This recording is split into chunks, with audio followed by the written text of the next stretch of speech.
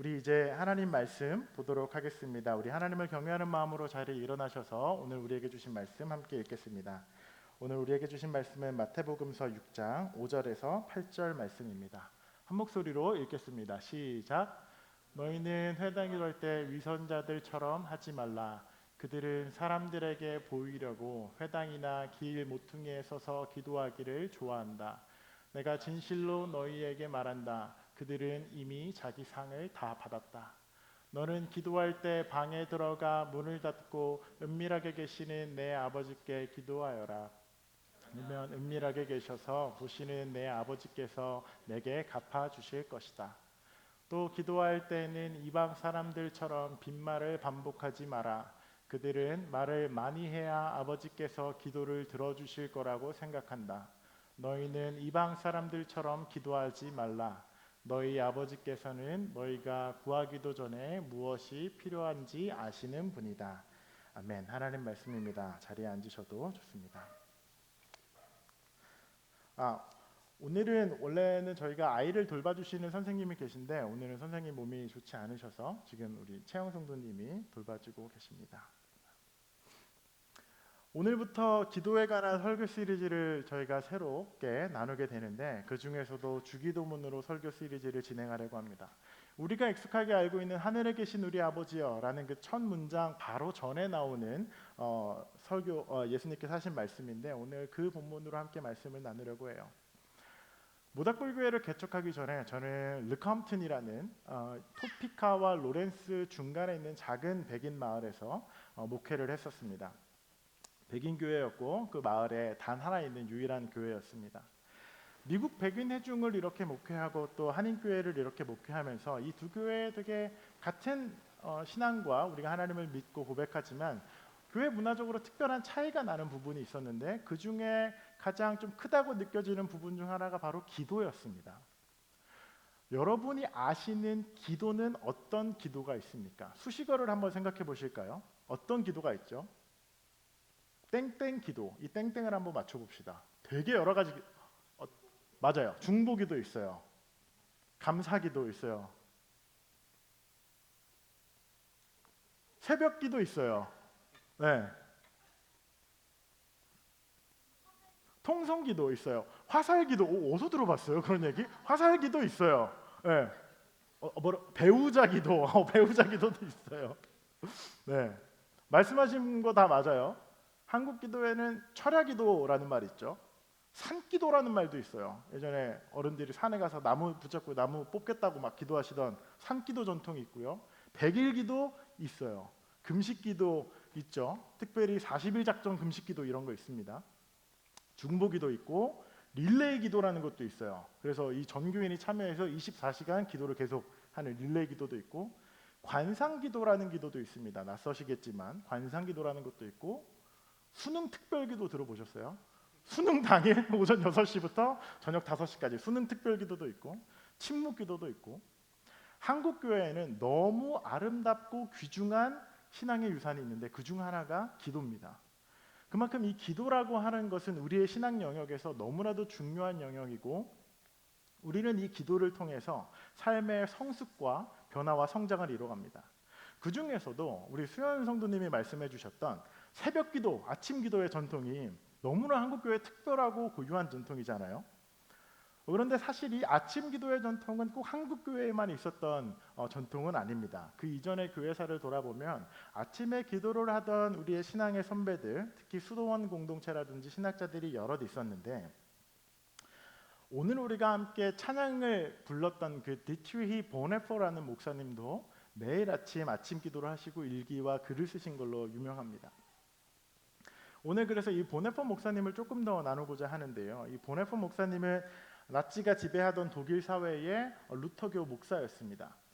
유학을 오셨어요. 그래서 20대 초반의 나이에 신학 박사 논문을 마치고 당시에 20세기에 많은 그 신학자들이 기적이 일어났다. 이렇게 유능하고 영석한 신학자가 나오다니라고 막 학계에서 기뻐할 정도로 굉장히 뛰어난 지성과 통찰력을 가진 신학자였어요. 당연히 그의 삶과 미래는 굉장히 탄탄했습니다. 안전했습니다. 부유함과 편안함이 보장된 삶이었고 모든 학교에서 그가 교수가 되기를 바라고 요구하던 그런 인기가 높은 신학자였어요. 그런데 그 당시 2차 세계대전 히틀러와 나치 정권 아래에서 있었던 그 위기에 처해 있는 고국 독일로 돌아가야겠다라고 마음을 먹고 그 모든 베네핏을 포기하고 독일로 돌아갑니다. 그리고 수많은 사람들이 히틀러와 나치 정권에 학살당하는 것을 보면서 이렇게 고민해요. 내가 목사로서 어떤 삶을 사는 것이 하나님께 헌신된 삶일까를 고민합니다. 이분의 유명한 비유 중 하나가 미치광이 혹은 술 취한 버스 운전수가 사람들을 마구 치고 막 죽인다면 목사는 그 시신만 수습하고 장례를 하는 것일까? 아니다. 우리는 그 미친 운전수를 끌어내야 된다라고 그런 비유를 말씀하시기도 했죠.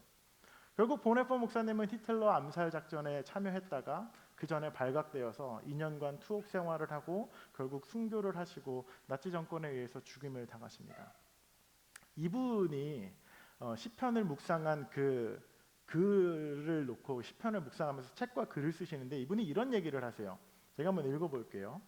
우리가 부끄럽게 낭비한 시간, 이기지 못한 유혹들, 연약함과 낙담 속에서 일하는 것, 다른 사람들과의 교제나 우리의 생각에서 나타나는 무질서와 방종은 종종 아침 기도의 소원함에서 나타난다 라고 그렇게 시편 묵상을 적으셨습니다.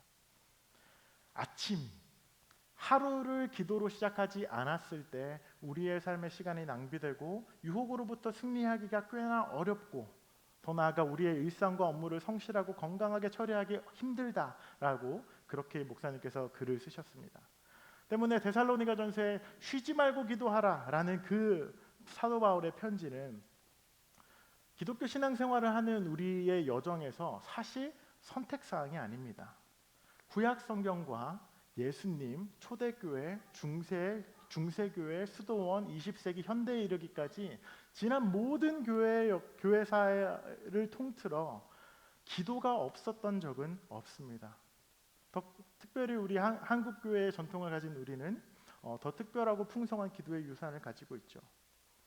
기도가 그렇게 우리의 신앙의 여정에 중요하다면 우리는 그러면 어떻게 기도해야 됩니까? 기도는 무엇이고 지금 현재 왕년에 말고 지금 현재 2025년도 4월 마지막 주 여러분의 기도 생활은 어떻습니까? 라는 그 질문에 우리 자신과 존재를 한번 세워봐야 합니다.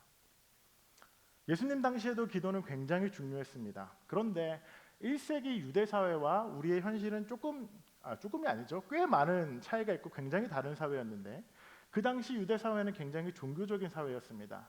비록 로마 제국의 지배 아래에 있긴 하지만 유대인들은 그들의 종교와 문화를 삶의 중심으로 가지고 살아가고 있었고 때문에 유대교라는 그 종교는 민족의 정체성이기도 했고 자기 자신이 속한 국가의 소속감이고 그 안에서 권력과 영향력을 가진 성직자들이나 그런 학자들이 있었습니다. 그래서 그 사람들이 종교인들이었는데 오늘날 종교인들과는 비교할 수 없는 권력과 영향력을 가진 사람들이었어요. 때문에 그 당시에 기도는 유대 종교 사회에서 자신의 포지션을 드러내거나 영향력을 행사하거나 종교인으로서 품위와 존재를 드러내는 도구로 종종 사용되곤 했습니다. 당시 살아있는 권력이었던 그 종교인들이 큰 거리에서 이렇게 기도를 하고 있으면 여러 사람들에게 꽤나 큰 위화감을 조성하거나 어떤 사람들은 곁에 서서 그 기도를 이렇게 듣고 있거나 심지어 어떤 이들은 그 기도의 화려한 문장에 감격할 수도 있었겠죠. 그러한 컨텍스트에서 예수님께서는 이렇게 우리에게 말씀하시고 그들을 동경하기도 하고 두려워하는 대중들에게 기도 그거 아니야, 기도 이렇게 하는 거야 라고 말씀하시는데 그게 오늘 우리가 읽은 본문 말씀입니다. 오늘 우리가 읽었던 그 본문의 5절과 8절 말씀을 요약해서 보자면 위선자들이라고 예수님께서 명하신 당시 종교 지도자들처럼 사람들 많은 데서 내 신앙과 영향력과 종교심을 드러내기 위해 기도하지 말라라고 이야기하시고 두 번째, 이방 사람들, 유대 종교 밖에 있는 다른 신을 믿는 종교인들, 이방인들처럼 중언부언하면서 같은 말을 반복하거나 여러 말들을 많이 하면서 빈말을 반복하지 말라고 가르쳐요. 예수님께서는 그래서 이렇게 솔루션을 제시하는데 아무도 보지 않는 방에 들어가서 아무한테 달라하지 말고 너 혼자 기도해. 그냥 방에 들어가서. 거기에서도 하나님은 계셔. 너의 기도를 들으신다. 그리고 막 뭐 달라고 막 중언부언 주문을 외우는 것처럼 기도하는 이들에게 예수님께서 하나님은 우리의 아버지시기 때문에 무엇이 필요한지 이미 아시기 때문에 같은 말을 그렇게 반복하면서 기도하지 마. 그렇게 하지 마. 두 가지 포인트예요. 하나님은 언제나 우리의 기도를 들으시고 우리의 필요한 것을 이미 아신다라는 것이죠. 이 진리와 가르침은 기도를 변화시키고 우리를 성숙하게 열매 맺게 합니다. 그런데 간혹 우리의 기도를 이제 돌아보면, 우리의 상황으로 돌아와서 우리의 기도를 보면 가끔은 우리가 기도할 때 우리가 하고 싶은 말만 막 쏟아내고 끝내는 경우가 있습니다. 하나님 이렇게 되게 해주시고 저렇게 되기를 간절히 바라고 이민 주신 줄로 믿고 감사와 찬양을 올려드리고 그럼에도 주께서 하실 능력을 믿습니다. 이렇게 살아가겠습니다. 이렇게 해주세요. 저렇게 해주세요. 막 기도를 해갑니다. 그리고 그냥 기도 끝 이렇게 마무리하는 경우가 종종 있어요. 그렇게 하나씩 기도할 것을 체크 해가면서 내가 할 말을 다 하고 나면 기도를 다 했다고 생각합니다. 마치 내가 원하는 버킷리스트를 하나씩 지워가는 것처럼 그렇게 마구 말하고 기도를 마칩니다. 그런데 우리가 예수님의 이야기를 우리가 다시 한번 보면 우리가 구하기도 전에 우리가 무엇이 필요한지 하나님이 알고 있다면 우리의 버킷리스트를 그냥 쭉 큰 소리로 간절한 마음을 담아서 와다다다 말하는 것은 우리가 조금 생각해 볼 필요가 있습니다. 이러한 기도 역시 뭔가 잘못되고 그렇게 하면 안 되는 것은 아니지만 적어도 우리는 우리만 말하고 전화를 뚝 끊어버리는 것과 같은 기도는 조금 지양해야 합니다. 때문에 여러분 기도는 우리가 말하는 시간과 고백하는 시간과 하나님 앞에서 듣는 시간을 포함하는 것까지가 기도입니다. 10가지를 말하고 기도했다면 그 기도에 따라 하나님이 여러분의 삶에 어떻게 말씀하시는지 마음을 열고 하나님의 음성을 듣는 것, 성경 말씀을 통해서 하나님의 마음을 아는 것, 우리의 삶과 주변에 일어나는 하나님의 일하심을 적극적으로 발견하는 것까지 그 모든 적극적인 듣기를 포함하는 것까지가 여러분 기도입니다.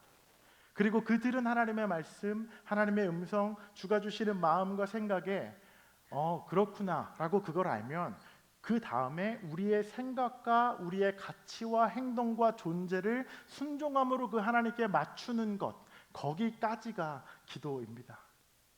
때문에 어느 한 목사님은 기도를 이렇게 정의하셨습니다. 기도는 조율입니다 라고 정의하셨어요. 우리가 악기를 연주하면서 정확한 음에 먼저 악기를 튜닝하고 줄을 맞추는 것처럼 하나님의 마음과 하나님의 뜻에 우리의 생각과 마음과 행동을 맞추어 튜닝하고 조율하는 것이 기도입니다. 그제서야 그 온전히 조율이 되면 그제서야 우리의 인생과 우리의 삶과 우리의 선택은 제대로 된 소리를 낼 수 있습니다.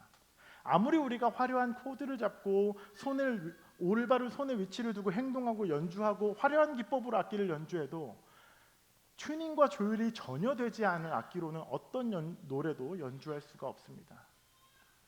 때문에 기도는 나의 뜻과 나의 바람과 필요와 결핍을 하나님께 목이 쉬어라 소리 지르고 울고 한풀이를 하면서 하나님이 나의 상황과 필요를 맞추고 바꾸실 때까지 그것을 기도 응답이라고 말하는 것이 아니라 우리가 원하고 바라는 그 소원 성취는 예수님께서 이방인의 기도라고 정의하셨습니다. 주가 가르쳐 주시는 기도는 하나님의 뜻에 나의 마음과 나의 존재와 행동과 가치를 맞추어 순종하는 기도입니다. 때문에 그 기도가 때때로는 내 원함과 내 필요와 내 요구가 하나님이랑 안 맞는 조율이 필요한 순간들을 맞이하기도 합니다. 음이 안 맞는 것처럼 하나님의 뜻에 나의 필요와 기대를 이렇게 맞추어 보았을 때 분명 음이 다른 경우가 왕왕 있어요. 그럴 때 기준음을 바꾸는 어리석은 사람은 없습니다. 자신의 필요와 요구와 결핍이 하나님과 맞지 않다고 줄을 조이거나 늘려서 이 기준음에 본인의 삶을 맞추어야지 이 기준음을 틀어버리는 사람은 없죠. 그래서 이 조율의 과정은 언제나 우리의 만족과 도파민과 계획과 즐거움을 충족시켜 주지는 않을 수 있어요. 하나님께서는 우리의 기도를 반려하시거나 기각하시거나 그만 아니야 라고 노라고 말씀하시거나 펜딩 대기라고 말하기도 하십니다. 우리가 진정한 기도의 의미를 안다면 우리의 기도를 거절하시거나 기다리라고 말씀하시는 그 순간이 우리에게 다르게 반응됩니다. 하나님 언제요? 하나님 왜 이렇게 나에게 응답하세요? 라고 말하지 않을 수 있는 순간이 오게 될 수 있습니다. 여기 있는 우리 모두가 한 가지 기도 제목을 놓고 같은 마음으로 최근에 같이 기도한 적이 있는데 무엇일까요? 우리 교회 전체가 다 같이 기도한 같은 기도 제목을 놓고 그냥 말할게요.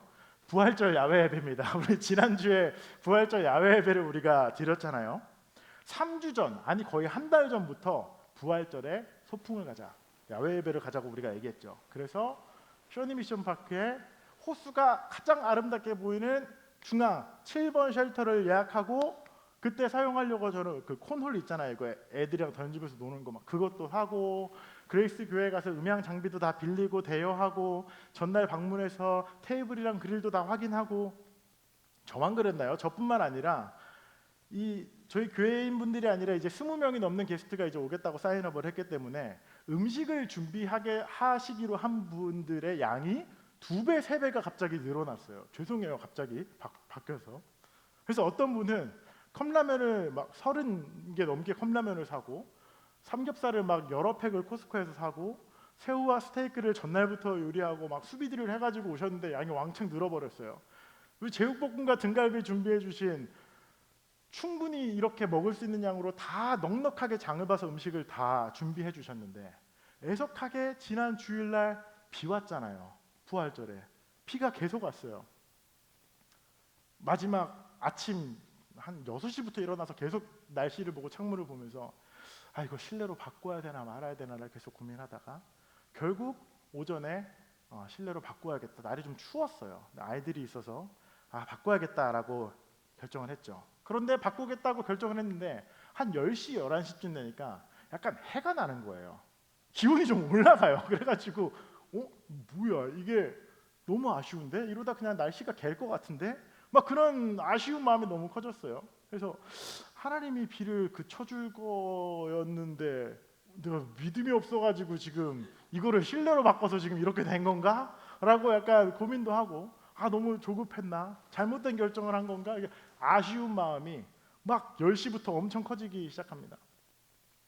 뿐만 아니라 이제 실내로 갑자기 변경했기 때문에 우리가 막 바베큐를 할 수 없잖아요, 교회에서.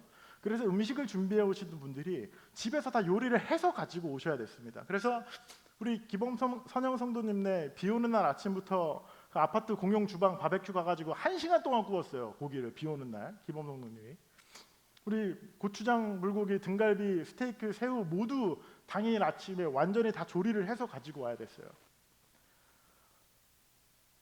이게 날씨가 너무 아쉽기도 하고 막 화창한 소풍을 기대했었는데 혹시 이제 사인업을 해주신 분들이 이제 장소가 바뀌어서 오지 않으면 어떡하지? 음식이 많이 남으면 어떡하지? 뭐 그런 고민도 있었어요. 그런데 이제 1시가 되니까 예약하셨던 손님분들이 이제 하나둘씩 다 도착하고 이 교회 안에 자리가 다 차기 시작했습니다. 그리고 무엇보다 그날 애들이 9명이 넘었어요. 토들러 애들이. 그래서 식사를 마치고 짧은 부활절 예배를 드릴 수 있었고 짧은 예배였지만 평생 잊을 수 없는 저는 그런 예배를 드렸다고 생각이 듭니다. 날씨가 다행히 좋지 않아서 우리가 안에서 모여서 사람들이 좀 오랫동안 따뜻하게 머무를 수 있어서 저는 식사 이후에도 그분들이 부활절 예배에 이렇게 참여해 주셔서 자리를 좀 지켜주셨다고 생각이 들기도 했는데 그 중에서 제가 되게 놀랐던 부분 중 하나가 그날 이렇게 물어봤어요. 오늘 태어나서 기독교 예배 처음 들어보시는 분 있으세요? 라고 질문을 했는데 한 4분 정도가 이렇게 손을 들어주셨습니다. 교회 건물에 처음 들어오시는 분들이었고 기독교 예배를 처음 참석하시는 분들이었어요. 놀랍게도 그분들 모두 성만찬에도 참여해 주셨습니다. 단순히 교회 의식으로 참여해 주셨을 수도 있고 그분들에게는 뭔가 이스터 이벤트의 연장선으로 느껴졌을 수도 있지만 우리는 성만찬 식탁에 성령의 임재하심을 믿고 한 떡을 떼고 그리스도의 몸과 피를 나누는 그 성례를 통해서 한 몸으로 서로가 연합하고 그리스도와 연합한다고 믿죠. 때문에 이 그리스도의 은총과 사랑을 경험하는 그 성례에 태어나서 처음 기독교 예배를 드리는 분들이 참여하는 것, 저는 여러분 예수님께서 신약성서에 행하셨던 많은 기적과 치유와 막 물이 포도주로 바뀌고 5천 명이 밥 먹고, 저는 이만큼 큰 기적이라고 믿습니다. 2025년도에 캔자스시티에 한국인들 몇 분이 교회를 처음 왔는데 그 교회 벽 밖에 있는 사람들이 그리스도의 성만찬에 참여할 수 있다는 것. 우리는 그날 되게 맑고 화창한 날씨는 아니었지만 그 모든 시간들을 통하여서 방문하신 분들과 또 섬기는 우리 모두가 모닥불교회와 우리가 하고 있는 더 테이블 사역의 존재 이유, 사명, 우리가 왜 하는지, 하나님이 어떻게 일하시는지를 우리 모두가 분명히 경험하고 목격하는 그런 시간이었습니다. 이것만으로도 너무 충분하고 감사한 일인데 더 흥미로운 일들도 더 있었습니다. 우리 사진을 하나 보내주시면, 이 지난주 뉴스거든요. 부활절에 비가 온 주 뉴스인데 The Old Farmers Almanac이라는 날씨와 농업, 천문학 전통들에 관한 그런 간행물을 발급하는 북미의 단체가 있거든요. 무려 1790년대에 지어진 오래된 단체예요. 이들은 전 미국 지역으로 하는 장기 기상 예측, 지역별 파종하는 달력, 서리가 오는 날짜 뭐 이런 것들을 예측하는 기관인데, 부활절에 비가 오는 지난주 당일날 이런 뉴스를 기재했습니다. 미국 전 지역의 봄은 평년보다 높은 기온을 기록하고 있습니다. 캔자스 지역 역시 마찬가지고 덥고 건조한 봄이 예상됩니다. 평년 4월보다도 약 3도 정도 높은 날씨가 유지 중입니다. 아시는 분들은 아시겠지만 최근 한 달, 두 달 사이에 캔자스 지역에 들판에 거대한 들불, 산불들이 꽤 많이 일어났습니다. 지난주 목금토 제가 썰라이나 캔자스라는 여기서 웨스트로 한 200마일 정도 가는 곳에 그 교육 일정이 있어서 토피카와 정션시티를 지나서 이렇게 쭉 운전을 해서 가는데 정말 놀랄 만큼 많은 들판들이 시커멓게 변해 있어요. 지금 거기 그냥 다 푸른색이었거든요. 꽤 큰 영역들이 이미 많이 불타 있는 것들이 있었습니다.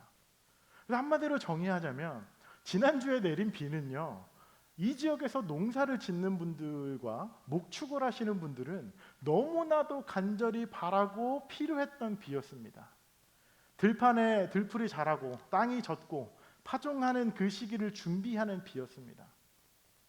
설교를 준비하면서 왜 부활절에 비가 와서 우리가 야외 예배를 못 드렸나 아쉬운 마음이 있었지만 이내 마음이 바뀌었어요. 하나님, 우리 기도를 들어주지 않아서 너무 감사합니다. 하나님, 우리의 기도를 기각해 주시고 반려해 주셔서 감사합니다. 이 땅에 농사를 짓는 많은 농부들과 모축하는 이들에게 꼭 필요한 비를 내려주셔서 감사합니다. 실내에서 모임을 갖게 해주셔서 방문하신 분들이 끝까지 자리를 지키고 예배를 참여할 수 있게 해주셔서 감사합니다. 아이들이 자유롭게 뛰어놀 수 있는 공간이 있어서 감사합니다.